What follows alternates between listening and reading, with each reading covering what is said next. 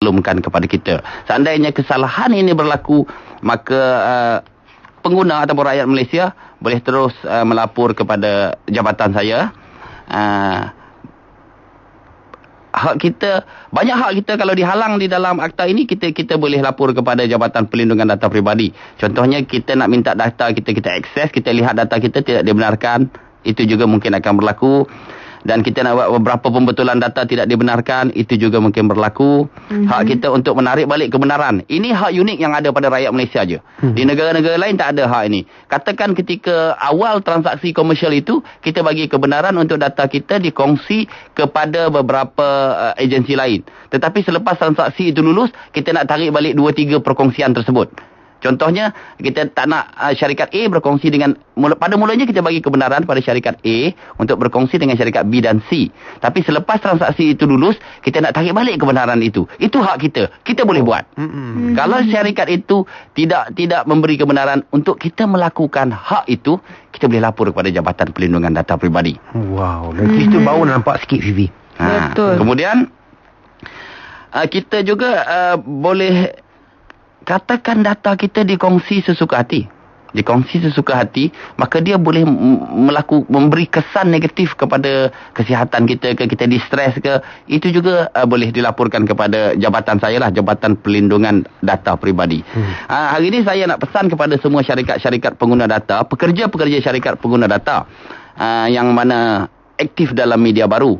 Katakan kita, ada rakan kita jadi pelanggan organisasi kita, kita nampak dia punya maklumat dia di skrin komputer, kemudian kita snap gambar, kita publishkan kat Facebook. Itu tak boleh ya.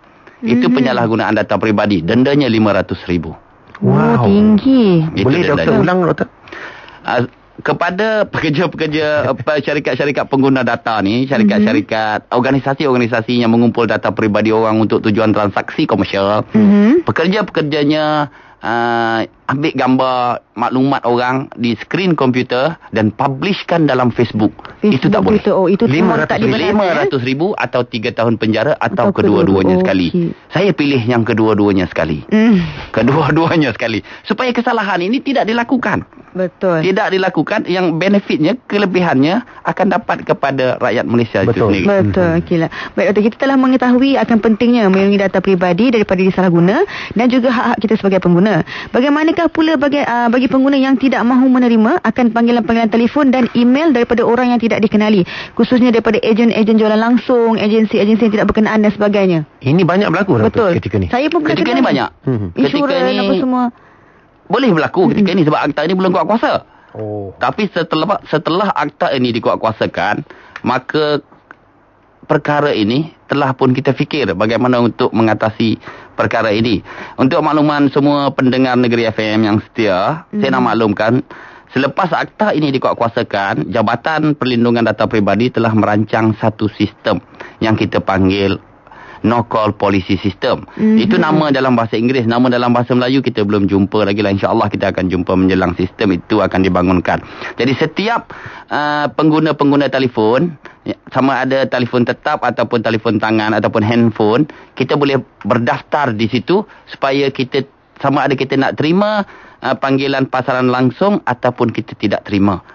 Kadang-kadang kita tak nak terima yang voice call je, kita tak nak terima panggilan je. SMS pasaran langsung ni kita nak juga tahu. Kita bagi pilihan di situ, sama ada setiap pengguna menolak panggilan suara, panggilan SMS ataupun fax. Ataupun dia boleh pilih mana-mana satu yang dia nak. Mungkin dia nak pasaran langsung melalui SMS sahaja. Dan setiap syarikat pemasaran langsung ini, sebelum membuat panggilan telefon pada sebarang nombor, dia perlu semak nombor tersebut di No Call Policy System tersebut. Seandainya nama ada di situ dan tak mahu terima apa-apa panggilan dan panggilan dilakukan juga, maka kesalahan telah dilakukan. Kita boleh denda dia, kalau tak silap saya lah, RM10,000. Rendah sikit lah. Itu sikit je. Sebab dia banyak, RM10,000. Kalau 10 kali dah RM100,000. Boleh tahan juga. Tinggi juga tu. Akan dilakukan. Ini ya, doktor, sekiranya terdapat sebarang aduan ataupun sebarang pertanyaan berkaitan dengan penyalahgunaan data peribadi, dan bagaimanakah caranya untuk boleh diperjelaskan agaknya doktor. Okey. Sebelum saya nak cerita kita nak mengadu aduan, saya nak cerita dulu bagaimana kita nak kongsi ilmu ini. Saya percaya rakyat Negeri Sembilan di bawah pemerintahan YAB ni, pendengar-pendengar Negeri FM, kita semua ada Facebook. Betul. Kebanyakan kita ada Twitter. Kita ada beberapa grup WhatsApp. Kita ada macam-macam grup apps, internet apps ke apa benda. Jadi kalau kita dengar hari ini, kita dapat, saya mohonlah semua pendengar Negeri FM untuk berkongsi maklumat ini melalui media baru supaya ramai orang tahu tentang perlindungan data peribadi ini. Di jabatan saya sebenarnya kita dah ada agensi penguatkuasa kita sendiri, dan kita sedang kuatkan agensi penguatkuasa kita sendiri. Beberapa latihan kita dah berikan, dan pengadu perlu membuat aduan dan memohon penjelasan kepada organisasi yang terlibat terlebih dahulu. Katakan syarikat A, kita syak dia menyalahgunakan data kita. Syarikat A, maka kita kena tanya syarikat A itu dulu.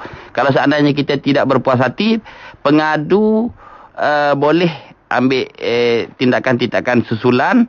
Maka pengadu bolehlah terus membuat aduan kepada pihak JPDP melalui alamat aduan yang ada di kita punya www.jpdp.pdp.gov.my.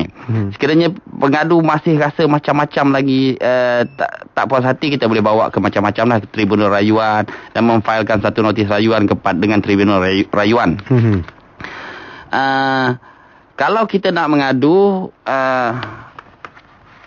pendengar semua hanya perlu menulis surat ataupun emailkan kepada Jabatan Perlindungan Data Peribadi untuk menjelaskan kes pendengar lah.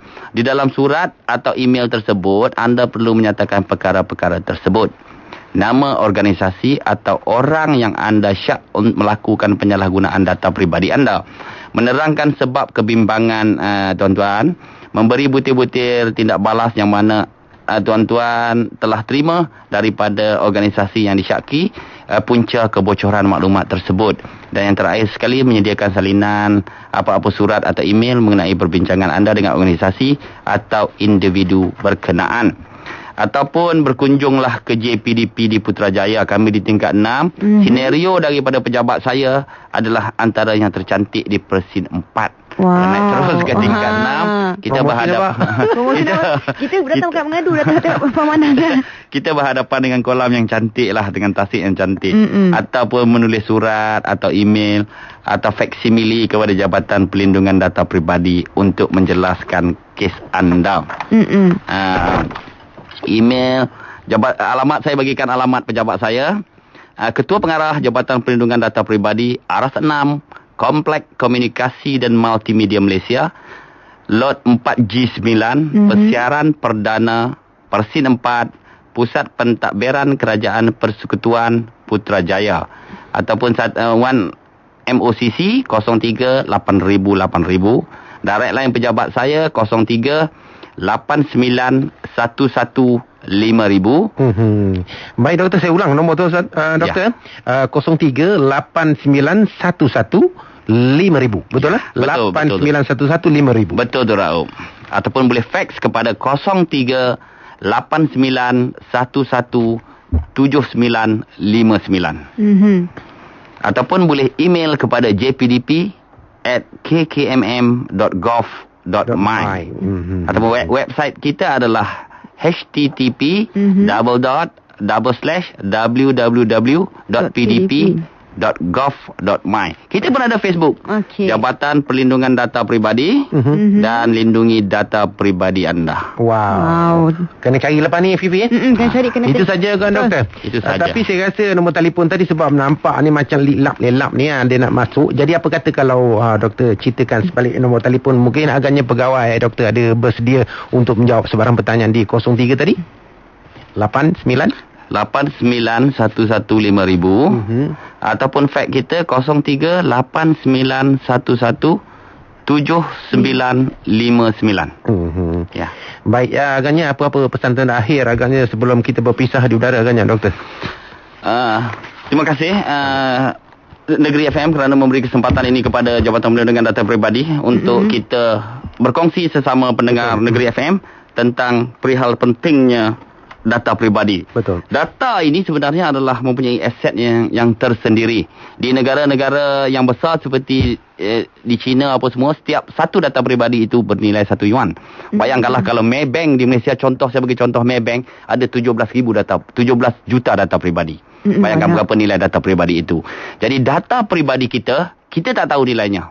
Tetapi syarikat-syarikat tertentu mengetahui nilai sesuatu data itu untuk berterusan kepada transaksi komersial. Jadi saya nak ingatkan, saya nak mohon kerjasama semua pendengar Negeri FM, juga seluruh rakyat Malaysia supaya menjaga data peribadi masing-masing agar tidak disalahgunakan. Terima kasih. Terima kasih. Itu tadi saudara yang berbahagia, Dr. Zainal Abidin bin Said, saudara Timbalan Ketua Pengarah Jabatan Perlindungan Data Peribadi Malaysia, ya BV. Ya, betul. Sekali lagi talian pejabat beliau tadi 038911 5000 lah, senang. Betul, 5,000. Sampai sini saja wawancara. Banyak ilmu kita dapat petang ni. Terima kasih yang berbagi, Doktor. Assalamualaikum. Waalaikumsalam warahmatullahi wabarakatuh.